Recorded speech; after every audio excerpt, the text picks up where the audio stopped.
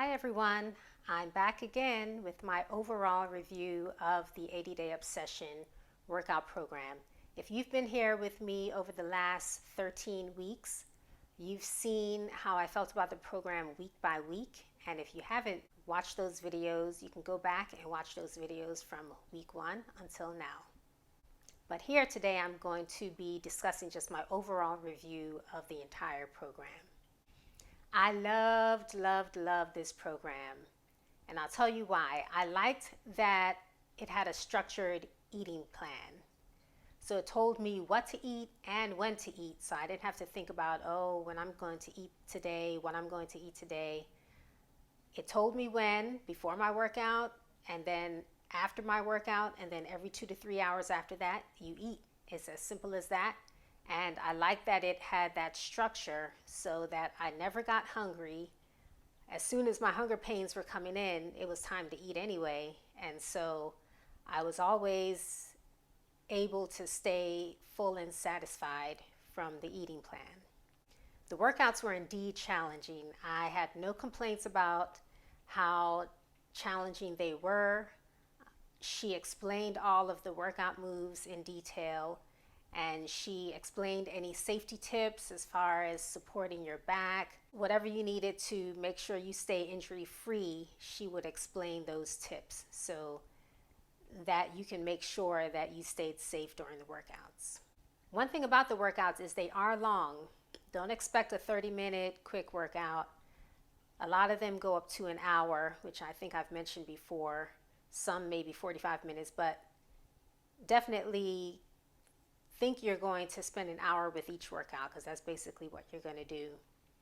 So it's a huge time commitment. I will not lie about that, but it is definitely worth it.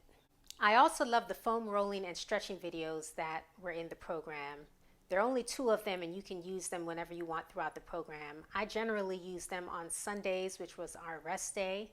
So I would do either the foam roll video or the stretching video if I could, or I did both of them together. I would do the foam rolling one first and then I do the stretching video right after. And they were really good, and I'll definitely be using those videos just in general to work out any muscle tightness that I might have and to just stretch my body after any other workouts I might be doing. As I said before, the eating plan is based on timed eating. So it's based on your workout block. I worked out in the morning, so basically my timed eating was I ate pretty much right before my workout. I didn't really have time to wait after I ate before my workout, like an hour or so. I didn't have that amount of time. So I just ate and then I would just go work out. And that's why I switched my meal. The original intended meal is to have carbs, veggies, and protein. But that was too much for me since I wasn't going to be waiting an hour before I worked out. So I switched that to the protein and fruit meal. And as you've seen in my previous videos, that was usually a protein shake and an orange. And that's what I ate for my pre-workout meal. And then I would work out, and after that I would take my shower, get ready for work. And that was probably about 45 minutes later. And then I would eat my breakfast, which was a carb, protein, and a vegetable, and a fruit. It was supposed to be a fruit. I would usually eat the fruit later on because it was just a lot to eat at one time. So I couldn't even stomach a fruit with all the rest of the food I was eating. So I just eat my fruit a little bit later. And then I'd have my lunch, which was a carb, a protein, and a vegetable. And then 3 hours later, I would eat my mid-afternoon snack, which was usually my baby carrots and grape tomatoes and my hummus and another fruit. And then I'd have my dinner 3 hours later, which was a carb, a vegetable, and a protein. And so what I was allotted, it changed during the program because you're able to recalculate the amount of calories you need and the amount of containers you need at the end of phase 1 and phase 2. So in phase 1, I was on meal plan A, which was the lowest amount of containers you can get. And that was 2 yellows, which is 2 carbs, 4 proteins, which are the red containers, 4 veggies, which is the green containers, 1 healthy fat, which is the blue container, and I think it was about 3 teaspoons. Quite honestly, I did not count my teaspoons. I don't know why I didn't, but I just didn't. So I don't even know how many I was supposed to have, but I think it's 3. And then at the end of phase 1, I recalculated and was able to move up into the meal plan B. So that gave me 3 carbs and 3 fruit. I don't know if I mentioned it before, but in meal plan A, I had 2 carbs and 2 fruit. So I was able to move up to 3 carbs and 3 fruit in phase 2. And then phase 3, when I recalculated, it was the same as phase 2. So I had the same amount of carbs, protein, etc. Another thing about this program is you do not have to sacrifice taste when you're on this program. I mean, the food you can eat is still really good, and you don't have to really change your diet too much. Of course, it depends on what you already eat. And so I can't say that you're going to always eat the same food you've already been eating, since I'm not sure what everyone else is eating. As far as for me, I did not have to change my diet that much. I just couldn't eat any sweets, and when going out to eat, I tried to limit my carb intake to stick to the containers, but I didn't have to drastically change my diet at all. And so that's what I really like about this program, is I can still eat what I like to eat and still remain within the guidelines of the program. The one thing I did have to get used to is eating before I work out. Normally, I like to run, so running is my normal exercise of choice. So I did this during the non-running season in the winter, because I do run in the winter sometimes, but it's not a requirement since usually I don't have races coming up at this time of year, so I'm not really needing to train. So that's why I decided to do this program during the winter time. But normally when I go for a run, I do not eat before my run if I'm running less than 10 miles. If I'm doing 10 miles and over, I will eat like some sort of carb, like a honey stinger waffle, just to get some carbs in my body. But I usually don't eat a lot before I work out. So I was real hesitant to eat before I worked out because I wasn't sure how my stomach would hold up.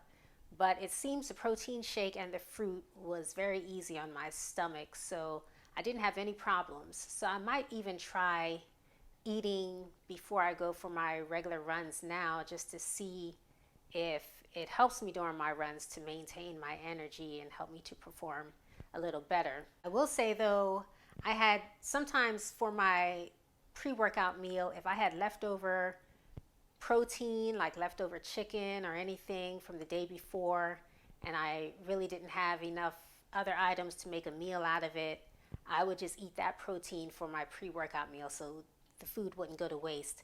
So one time I had some tandoori chicken left over from when we had gone out to eat, and so I was very smart in eating that before I worked out. And can I just say, my stomach felt that tandoori chicken during the workout. And I was not quite sure why I decided to do that, but I've learned my lesson. Things like tandoori chicken or any spicy thing, it is not a good idea to eat that before your workout. I'm just letting you know right now, don't do it. Some of my favorite workouts were the leg day from phase 1. And as I explained last week, that was because they use some heavy weights and you're really able to build your legs in that workout. I truly enjoyed that workout. It was one of the best. And then the total body core workout from phase 1 was also good. I think I just really liked that workout because that was the very first workout we did in the program. And so that one has just stuck with me as a really good workout. Also in phase 1, we had the booty workout. I'm not saying this was one of my favorite workouts, but I feel like it's a workout I can do while traveling because all it used were the resistance loops. You didn't use anything else. And so I could just pack up my resistance loops and go and travel and do that workout wherever I am. And so I think that's just a really good workout that you can do while you're on the go. For phase 2, I really liked the AAA workout, and I think that's because of the tricep work we did while in plank position. I thought that was just very challenging. It really worked my core even more than it worked my tricep, and it was just an all around total body workout. That tricep in plank position move. So I really enjoyed that. And I really liked the cardio flow workout in phase 3, and I think that's because it challenged my endurance because we repeated it over and over again. And so it reminded me of long distance running, and I think that's why I really liked it. So the equipment that you use in this program are the resistance loops, the sliders, and dumbbells. And yes, you do need all of those to be effective in this program. You can't skimp out on the resistance loops and the sliders and think that everything will still work. It's not going to be the same at all. So you don't need to buy the resistance loops and the sliders from the Beachbody website if you don't want to. I got mine from Amazon. The only thing is the colors in the resistance loops won't match what they're using on the Beachbody site in the workout program. So you just have to look at the colors you have, and if your color represents a heavy or a light, then you just compare that to what the cast is using. So their heavy was the blue resistance loop, the medium was the green, and the light was the yellow. My resistance loops, the black was heavy, red was the next one down, the medium was the yellow, the light was the blue, and the very light was the green. For the dumbbells, I think going up to a 20-pound dumbbell for each hand would be sufficient. It's definitely good to have heavier dumbbells for some of the booty work and leg day work, but I think you could still get a good workout if you only have up to 20-pound dumbbells. I think maybe 5-pound dumbbells, 10 pounds, 15 pounds, and 20 pounds would be adequate as a minimum to start. I also had an 8-pound dumbbell and a 12-pound dumbbell, and I think those were good to have an intermediate range in between if you can't really jump up 5 pounds from the last pound you were using. All right, let's look at my results from week 1, from the beginning before I even started to now, and see how I did. For my weight, I lost 4.6 pounds. For my chest, I lost 1 inch. For my right arm, I lost 0.25 inches. For my left arm, I lost 0.5 inches. For my waist, I lost 1.5 inches. For my hips, I lost 1.5 inches. For my right thigh, I lost 1 inch. And for my left thigh, I lost 0.5 inches. So definitely all around, I lost. And from the pictures that I took, I could tell that there was a difference. So I could tell that I did make improvement in the program as is shown by the before and after pictures. So I'll leave you with some final thoughts on the program. I plan to do some of these workouts later on, just here and there, to get my strength training in. I do that for P90X off and on. I'll do the chest and back workout or the arms and triceps and shoulders workout just to get a workout in. So it's not like I'm doing the program all over again, but the workouts are that good to me that I feel like I can just throw them in my routine whenever I'm looking for a strength training routine. So I will definitely be doing that for this program, picking and choosing some workouts to do whenever I need a strength training workout. I'll also probably do this whole workout again later on. Maybe not this year because there are other workouts that I want to try as well, but in a couple of years I might do this again. It was that good where I feel like I would make even more improvement doing this workout program. So I'll definitely be doing this workout program again. Overall, I had a great time with this workout. I enjoyed the workouts. They were very challenging, as I've said. There were interesting moves that I can now incorporate into my own workout routine. If I just go to the gym, I can just try out some of these exercises as well. I never missed a workout, and that was good. I did all 80 days of the workout program, and so I feel really accomplished that I was able to complete the whole workout program without missing a day. As far as the eating program, I ate so clean that Right now, if I try to eat sweets, like my body almost rejects it kind of. So I really feel good about that, that I'm still eating clean, even though it's not a quote unquote requirement in any program. But I still feel like I need to make good choices with my food. And as far as the portions, it's the same thing. Like, I can't eat more than the yellow container portion of carbs anymore.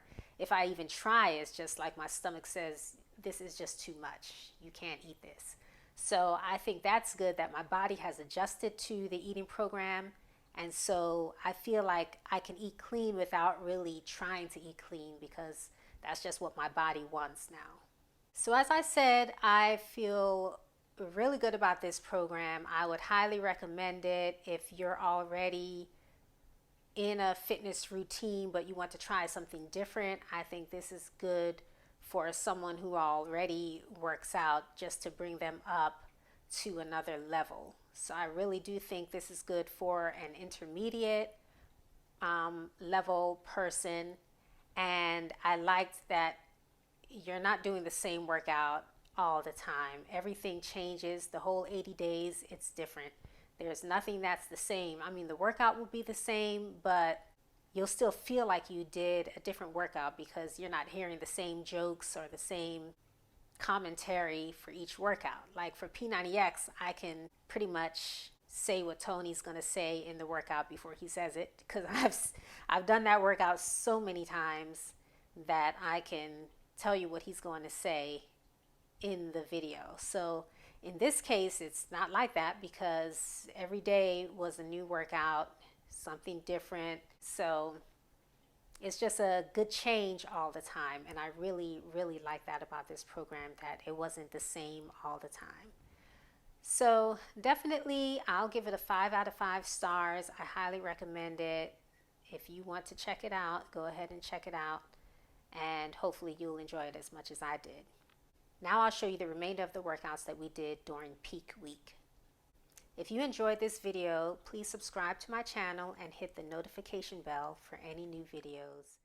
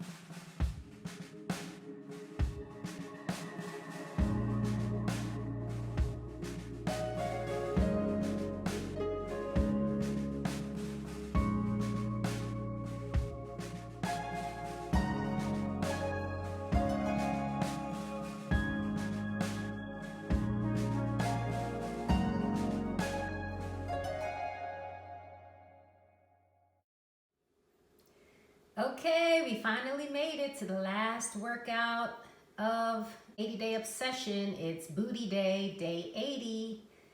Can't wait to finish this program and see my results.